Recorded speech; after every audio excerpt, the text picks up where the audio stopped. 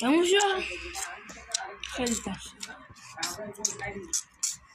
موز علی دل تو دل جوادان نکونام و طرفداری استقلال و بازیکناشون نیست که این صحنه چه چیزی رخ داده.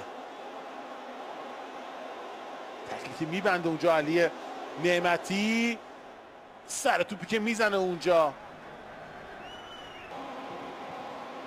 این تصویر کاملا مشخصه که نظر داور باید اعلام بشه، چون دیگه واضح تر از این نداریم چیزی که بخواد نشون بده. اعتراض طرفداری استقلال رو هم به همراه داره. VAR، نظر موعود بنیادی فر.